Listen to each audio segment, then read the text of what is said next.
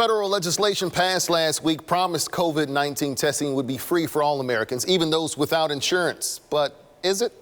41 Action News investigator Kat Reed looks at who's covering the cost and why one provider believes a lot of people are being left out of the equation.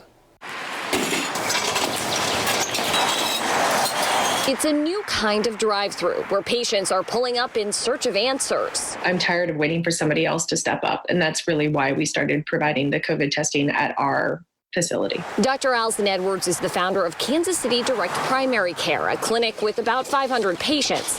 She's just one physician trying to make testing more accessible, but it comes at a cost. When we told our patients that the COVID-19 testing here was going to cost $150, we've had many people come back and say, I think I have symptoms, I would like to get tested, but that price just doesn't work for me. Last week, Congress passed the Families First Coronavirus Response Act. It mandates that Medicare, Medicaid, and most private plans cover the cost of COVID-19 testing.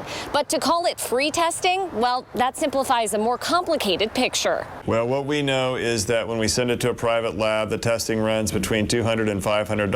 Medicare fee schedule pays us $35. There is that statement that in some of the things from the government, federal government, that it will be free.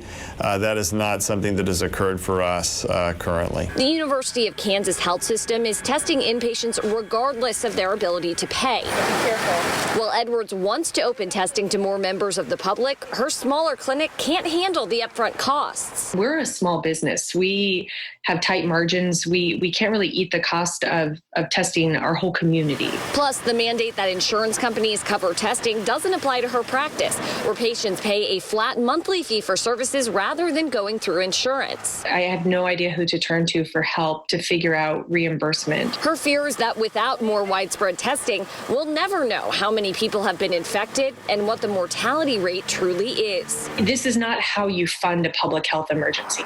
The opinion of one healthcare provider in the midst of a pandemic. I'm investigator Kat Reed, 41 Action News. Right now, Kansas City Direct Primary Care is only able to test patients who are members of its practice. We reached out to the U.S. Department of Health and Human Services with questions about reimbursement for testing. We'll update this story online when we get that information.